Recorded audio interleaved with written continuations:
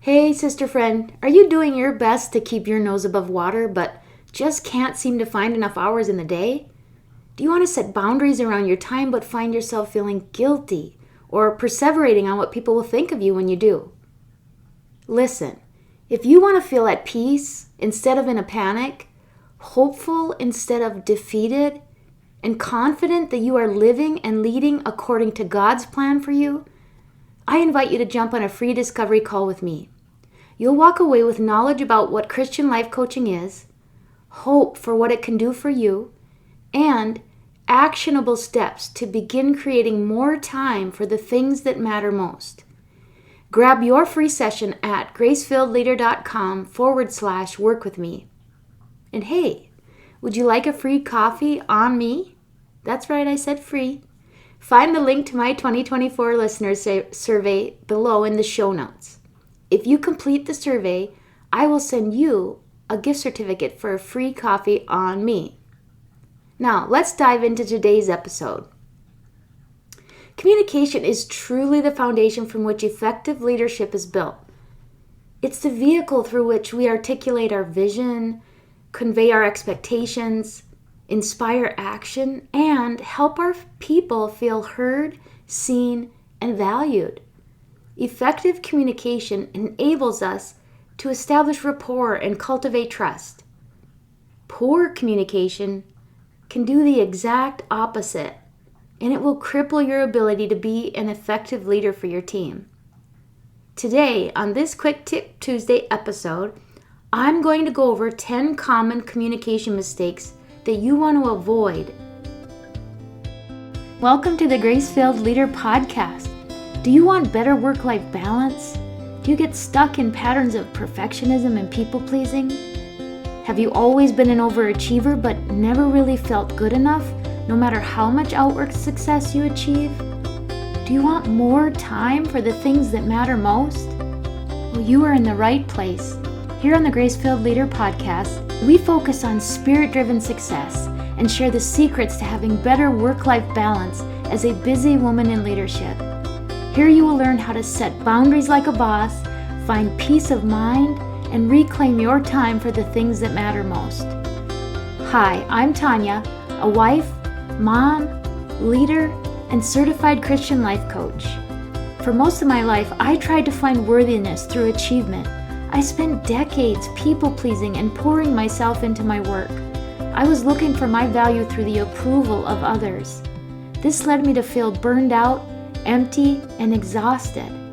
I had no time or energy for myself or my family. I realized that I was wasting time and energy looking for validation in all the wrong places. But my life changed when I finally surrendered and God showed me a different way. It is my mission to help you start living the abundant life God has for you. If you're ready to become fueled by grace and find freedom from people-pleasing, if you're ready to multiply your time and impact as a Christian woman in leadership, this podcast is for you. Roll up your sleeves, sister friends. It's time to get after it. Communicating with your team when times are good and everyone is happy is pretty easy. Generally speaking, it's when the going gets tough or people have concerns or complaints that we're at risk to fall into some communication pitfalls. So I want to talk about some of these mistakes, and believe me, I've made probably most of them, if not all of them, in my leadership career. But I'm going to talk about them so that you can learn from them and continue to hone your communication skills as a leader. I think as women, we face unique challenges and we have unique gifts when it comes to communicating effectively.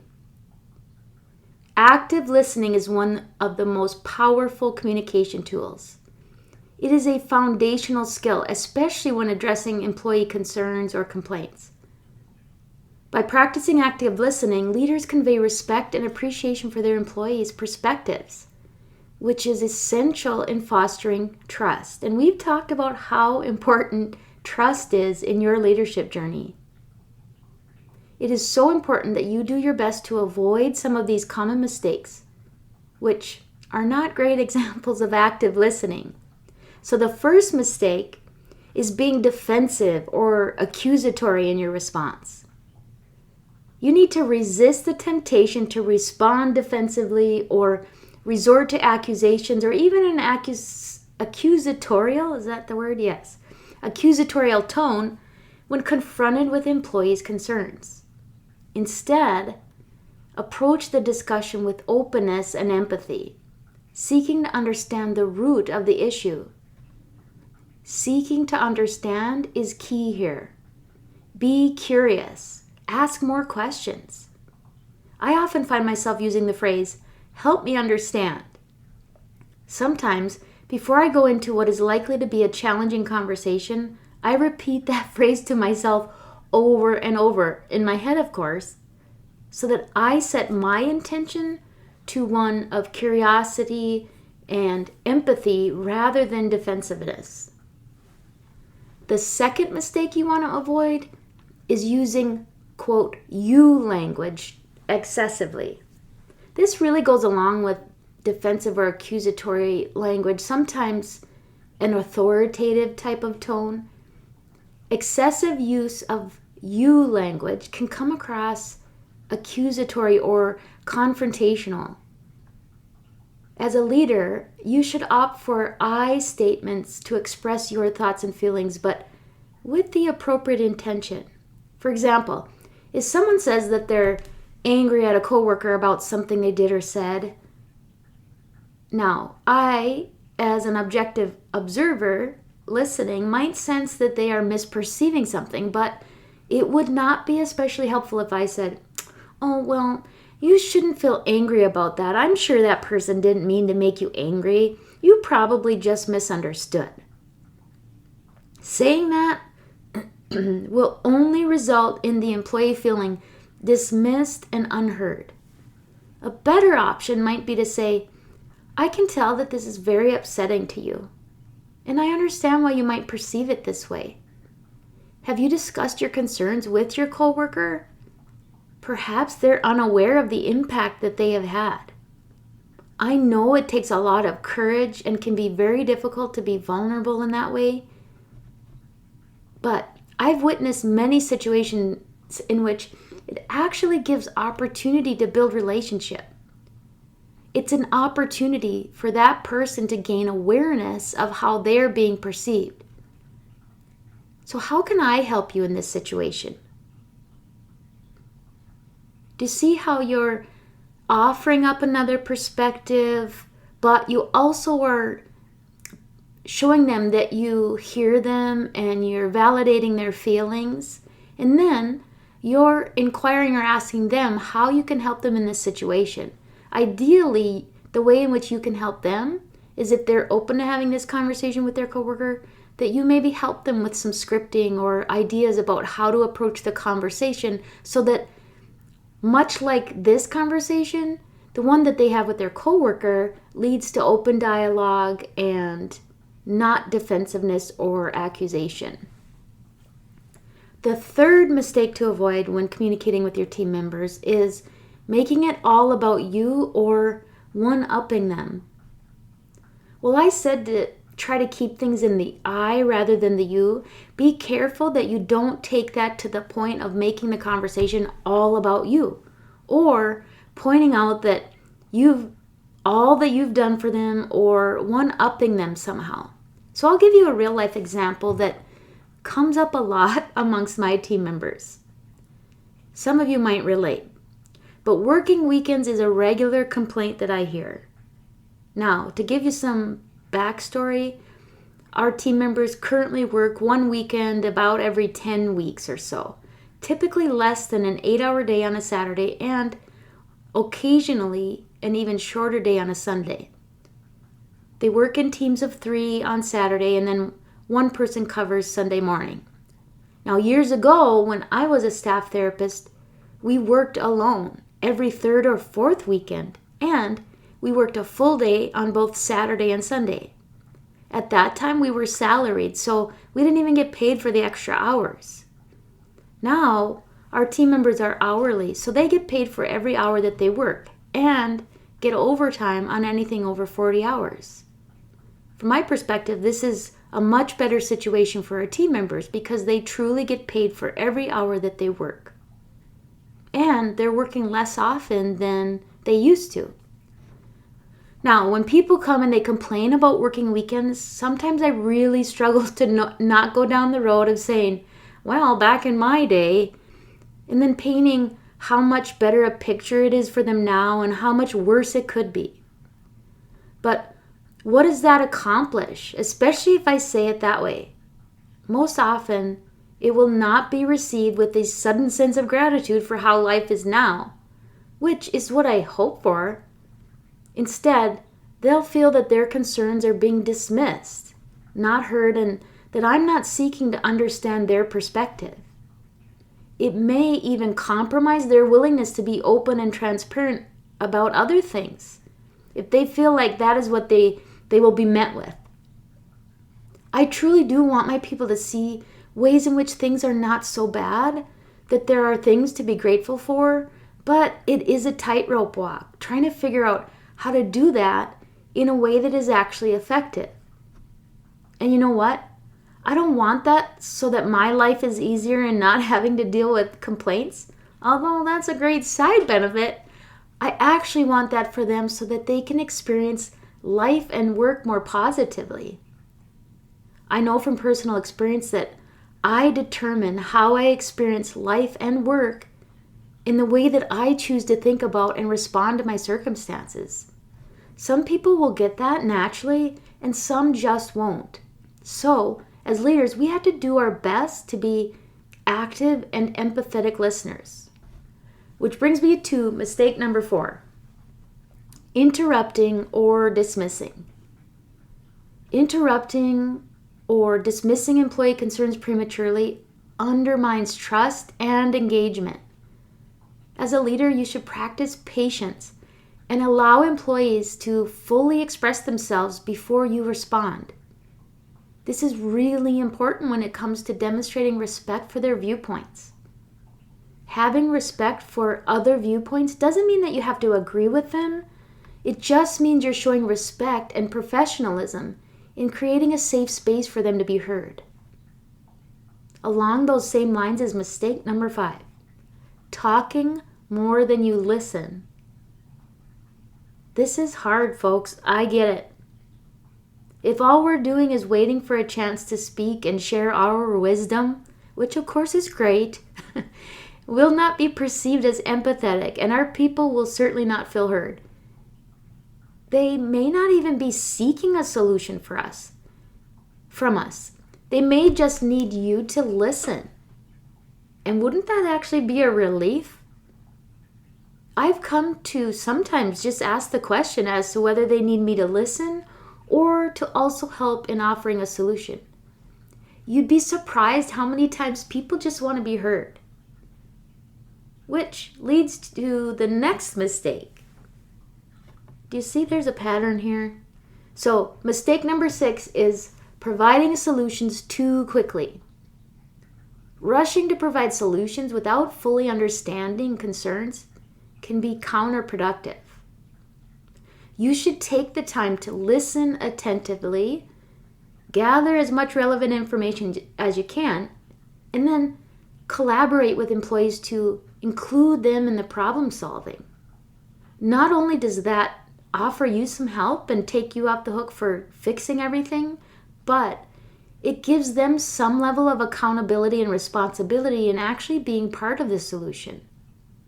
Moving on to mistake number 7. Neglecting to show empathy. Empathy plays a crucial role in effective communication. It really enables us to validate employees' feelings and experiences. By demonstrating empathy, we create a supportive environment where team members feel valued and understood. And empathy is not the same as sympathy. And empathy isn't the same as agreeing with the perspective. It truly is a way in which to help people feel heard. Mistake number 8.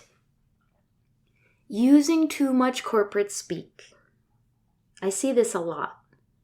And it's a tricky balance to figure out, but it's important that we are professional and discreet in our communication, and we need to be responsible in supporting the organization that writes our paychecks, but it's not especially effective, especially as a frontline leader, to talk above people or in vague and complex terms that are obviously more corporate speak than authentic communication that takes into account what is actually meaningful to your team.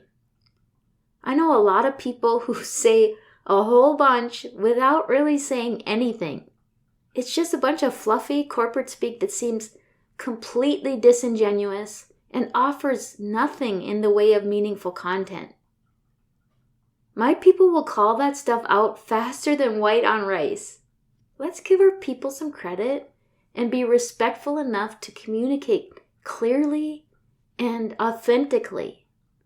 We want to communicate in a way that, number one, they absorb the information and hopefully that they take some ownership in whatever you intend them to, and that it's meaningful to their daily work. Mistake number 9. This one is a really tough one for many of us. Taking things too personally. This is something that I have really struggled with in my career as a leader and really all my life. The reality is sometimes people do try to make things personal. Sometimes they make them outright personal. I shared a recent experience with that in episode number 100, 5 tips to remain calm when faced with criticism as a leader. But even though people may choose to make something personal or they may phrase things in a very hurtful way, it's ultimately my choice as to how I receive that. I know the truth of who I am as a person and a leader. God knows the truth of who I am as a person and a leader. And sometimes people just spew things that aren't true about who I am. And they likely do the same to you sometimes. However, there are usually some kernels of information that I can take away from the conversation that are valuable for my growth as a leader. It truly takes an act of God because I literally have to pray and surrender my flesh to Him in every situation where I feel that I'm being judged or criticized. But He has brought me a long way in being able to remain calm and receive the feedback and information I need to receive to continue to help my people feel heard and to continue to serve them and advocate for them. He also often provides an opportunity for me to offer another perspective maybe, or demonstrate the truth of who I am in a way that doesn't compromise open lines of communication. Now, the final mistake you want to avoid, and quite possibly one of the most important for you as a leader and for your team members, is failing to follow up or follow through. This is a huge, huge thing to listen to, friends. Following up on employee concerns demonstrates commitment and accountability. As a leader, you should prioritize follow-up actions, ensuring that any promises or commitments made during discussions are upheld, thereby reinforcing trust and credibility. Do not promise something that you can't deliver. Do not say that you will do something, fail to do it, and then not take ownership of your mistake. Now, we all forget things sometimes, and we will fail to follow up or follow through with something we said. This should be the exception to the rule, and when it happens, fess up. Do not make excuses, just own up to it and do your best to rectify the situation. Do not lie and do not try to hide it. Just be honest and upfront. But even if you are really good about fessing up to your mistakes, if it becomes a pattern of not following up or following through, even your apologies will eventually fall on deaf ears. What might be an honest mistake once or twice becomes a pattern that appears to have no action toward correcting. trust and respect will be significantly compromised and exponentially more difficult to earn back. If you find yourself easily distracted or forgetful of things you need to follow up on, you have to develop systems and cross-checks, and maybe you need an accountability buddy that's on maybe the same level of leadership as you to hold yourself accountable. And you can also ask your team members to help hold you accountable, but that should be somewhat limited. They are not responsible for making sure that you perform your basic and essential responsibilities as a leader. Do your best to avoid the mistakes from the get-go. Don't overcommit yourself or set yourself up for failure by having ineffective processes. Now, following up or following through doesn't mean that you're always going to get the result or the solution or the answer that your team member is hoping for, but what it means is you're actually following up on how you followed through on your commitment. In other words, if you said that you'd look into something or get an answer to something or do your best to whatever, you need to close the loop with that person and let them know where you are in the process and ultimately where that ended up. So let's say you've said that you'd look for an answer for something or a solution for something, and you're relying on other stakeholders or sources of information. And sometimes it can take a while to actually get an answer to a question. So rather than waiting until the very end, if it's going quite a while that you don't yet have an answer, it's really important that you even follow up with saying that you don't yet have an answer, but that you have not forgotten and that you are still going to follow through on and follow up with what you said you would. So even a follow-up in regards to just the process or progress or lack of progress that you're at is very important to your employees. It shows that you are committed to doing what you said. So let's just quickly go through those 10 mistakes one more time. Remember, these are communication mistakes that you want to try to avoid. And this really applies to communication in every aspect of your life. I speak from a leader standpoint, but this is true with your spouse, with your kids, with your parents, with your friends. So, number 1, being defensive or accusatory. Mistake number 2, using you language excessively. Mistake number 3, making it all about you or one-upping the person. Mistake number 4, interrupting or dismissing. Mistake number 5, talking more than you listen. Mistake number 6, providing solutions too quickly. Mistake number 7, neglecting to show empathy. Mistake number 8, using too much corporate speak. Mistake number 9, taking things too personally. And finally, mistake number 10, failing to follow up or follow through. If you hear yourself in any of these scenarios, number 1, it's okay because it happens to all of us. We are human and we are not perfect. But if you find yourself in these scenarios and you really struggle to know how to correct it or make headway, and if you need a mentor to help you develop strategies for successful communication or systems to better manage your time and your responsibilities so that you can be responsive and follow through, please reach out. You can book a free consult with me at gracefilledleader.com/work with me, or you can email me at Tanya, Tanya, at gracefilledleader.com. If you email me, please be sure to put consult or coaching, something similar. Let's say consult in the subject line. Ladies, I know, I shouldn't, assume you're all ladies. So ladies and gents, I know you know this, both in your professional lives and personal lives, but effective communication lies at the heart of empowered and successful leadership. By avoiding common communication mistakes and prioritizing active listening, empathy, and open dialogue, you can cultivate a more positive work culture where people feel valued, supported, and empowered. Embrace these strategies to foster trust, to foster collaboration, and to improve productivity within your team. And until next time, I sincerely wish for you days that are filled with gratitude, peace, and God's amazing grace.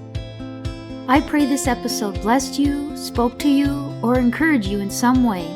If so, please share it with a friend and head on over to Apple Podcasts to leave me a review. That's the only way for me to know if you're enjoying the show. Nothing blesses me more than to hear from you. Also, come on over to our free Facebook community. This is a great place for us to support one another on our faith and leadership journeys. You can find the link to the group in the show notes or go to gracefilledleader.com/community. If you have questions or content ideas for the show, please send me a message on SpeakPipe or via email. Go to gracefilledleader.com/contact and leave a written or voice recorded message. I would love to know how I can best serve you on the podcast. Now to Him who can do immeasurably more than we can ask or imagine, according to His power that is at work within us. Ephesians 3, verse 20. Until next time, my friends, God bless.